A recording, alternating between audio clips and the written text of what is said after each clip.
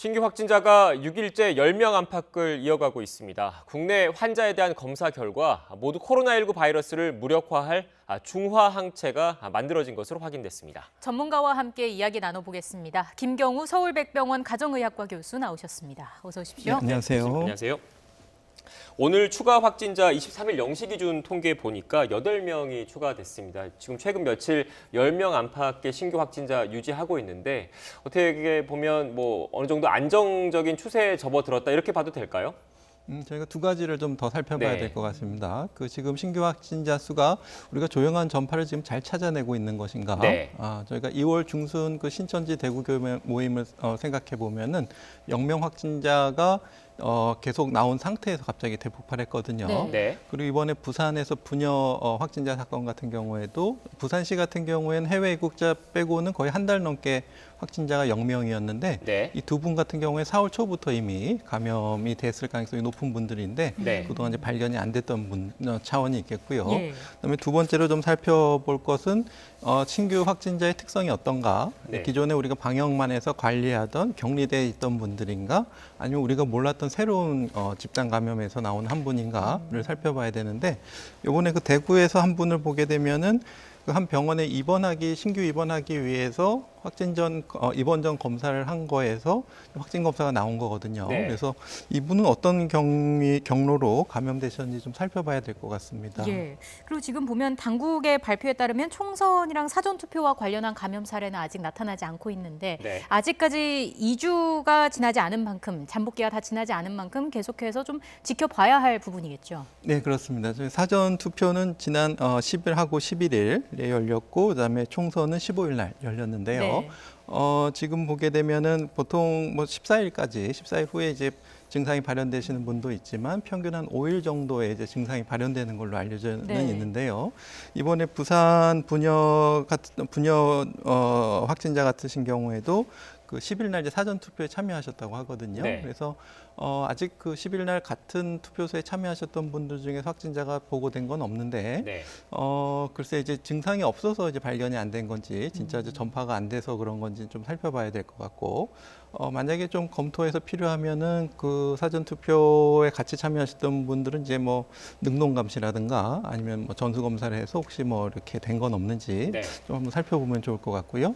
이제 투표소를 통해서 감염이 됐는지는 사실은 저희가 전수조사하기 전까지는 증상이 없는 분들을 참 발견하기는 어렵거든요. 또 증상도 격리해서 그냥 동네 의원에서 약 먹고 선별 검사를 안 받으면 찾아낼 수가 없는데 네. 우리가 이제 조용한 감염자들을 어떻게 찾는 것인가 이것이 이제 관건이 되겠고.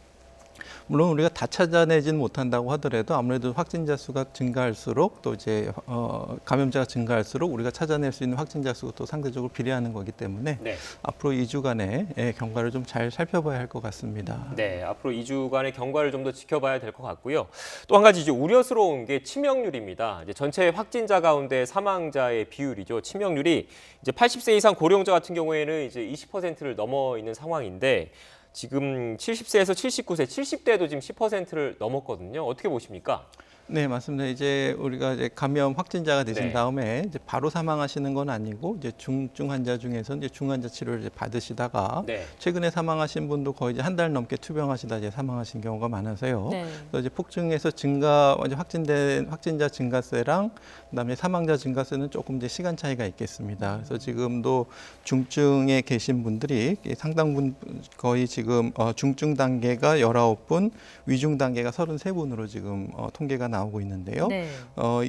이분들 중에서 추가적인 사망자가 또 나오실 가능성이 많겠고, 특히 위중 단계에서는 그 70세 이상이 21분이나 되시기 때문에 앞으로 사망자 수는 계속 좀 나올 수가 있을 것 같습니다. 예. 그 고령자의 치명률이 계속해서 높아지는 거는 아무래도 면역력의 문제라고 봐야 할까요?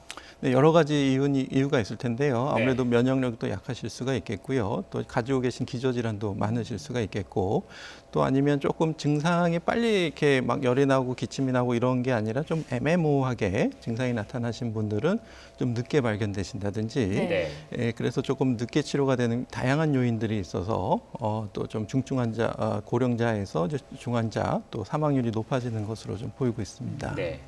지금 지역별 사례도 한번 살펴보도록 하겠습니다. 이제 부산에서 부녀 확진자가 있었는데 이제 아버지가 근무하고 있던 학교의 직원이 확진 판정을 받았습니다. 근데 현재까지 추측되는 거는 이제 학교 안에 있는 휴게 공간에서 이제 마스크를 착용하지 않고 이야기를 나누다가 이제 감염된 것으로 지금 추측이 되고 있는데 어떻게 보십니까? 네, 이 두 분의 접촉자가 1,100명이라고 합니다. 네. 근데 그 중에서 지금 추가적인 확진자, 물론 이제 좀 14일까지 지켜봐야 되겠지만 네. 추가적인 확진자가 나오지 않았다는 것은 정말 이 두 분이 방역 지침 또 부산 시민분들께서 잘 지켜주신 것으로 보이고요. 네. 네. 말씀하신 것처럼 이제 휴게 공간 같은 데서 또 뭐 대화를 하거나 커피를 드실 때 이제 마스크를 벗고 그런 데서 이제 노출이 전염이 되신 것 같고요. 네.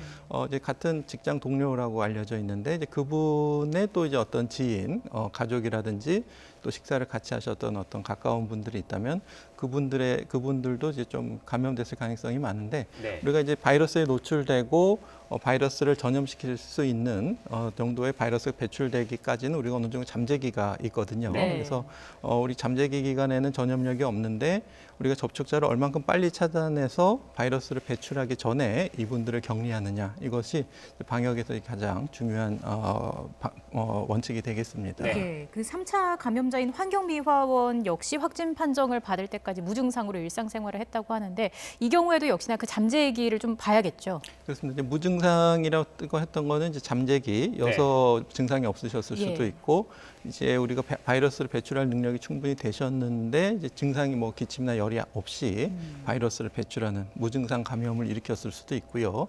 또 이렇게 어떤 기침이나 감염을 일으킨 증상을 앓고 나서 또 회복기에 며칠 지나서도 계속 바이러스를 배출할 수가 있기 때문에 무증상기의 어떤 전염은 충분히 일어날 수가 있고 다만 이 추가적인 감염되신 분도 얼만큼 마스크를 잘 착용하시고 손을 잘 씻고 네. 거리 두기를 잘 하시고 집단 모임에 참여를 안 했느냐 이런 것들이 이제 추가적인 확산세를 결정하는 요인들이 될 수 있겠습니다. 네. 정부가 어제 이제 생활 방역으로 전환할 때 지켜야 할 기본 수칙을 발표를 했거든요. 한번 준비된 그래픽이 있는데 설명을 먼저 좀 드리겠습니다. 네, 생활 방역으로 전환 시에 이제 지켜야 할 기본 수칙입니다. 아프면 이제 사나흘 동안 집에 머물거나 이제 30초간 손을 씻고 기침은 옷소매로 한다. 이런 기본적인 내용들이 다 담겨 있습니다. 근데 이게 권고적인 성격의 지침이잖아요. 근데 이걸 강제성을 좀 부여해야 하는 거 아닌가라는 의견도 있는 게 사실인데 이제 전문가로서 어떻게 보십니까?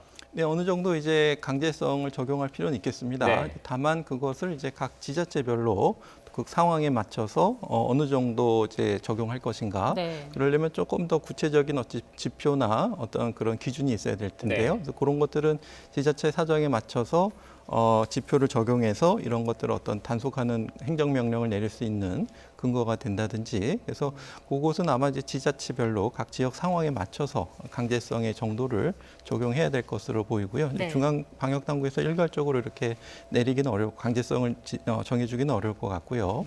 각 지자체의 역할일 것 같습니다. 네, 이제 시청자 여러분께서도 준비된 그래픽을 보셨겠지만 사실 어떻게 보면 개인이 지켜야 될 내용들이 거의 대부분이거든요. 그래서 그 강제성 부여와 관련된 이제 당국의 고민도 필요하겠지만 이제 개인 위생 관리를 철저히 해야 된다라는 그 뭐 각성이라고 해야 될까요? 그런 마음가짐도 다시 한번 필요할 것 같습니다. 네. 자, 그리고 학생들의 등교 개학이 과연 언제쯤 이루어지게 될까? 이것도 이제 큰 관심인데 그거를 결정할 때는 어떤 부분을 가장 크게 염두에 두고 봐야 할까요? 네, 아무래도 각 학교 일선 현장에서 어느 정도 준비가 되어 있는가를 네. 예. 봐야 될 것 같습니다. 교육부에서는 이미 지난 3월 24일이었죠. 그래서 관리 안내안을 만들어서요. 유초중 등 및 특수학교 감염 예방 관리, 그다음에 학원 등 학교 밖 학생 이용도 높은 다중 이용 시설 관련이라든지 이러한 그 지침서를 만들었는데 네. 이 지침서가 얼마나 현장에서 잘 적용이 되고 구현이 가능한가를 점검을 한번 해봐야 될 것 같습니다. 그래서 예.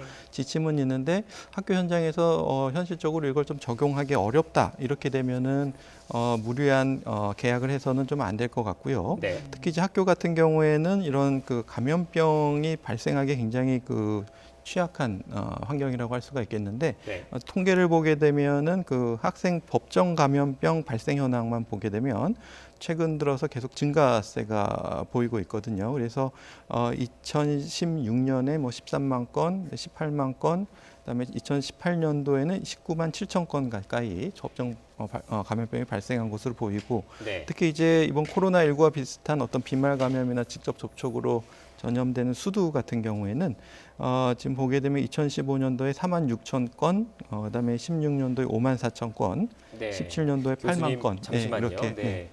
교수님, 또 이제 국방부 같은 경우에 이제 장병들의 외출 통제를 완화하기로 결정을 했습니다. 우려되는 부분은 없을까요?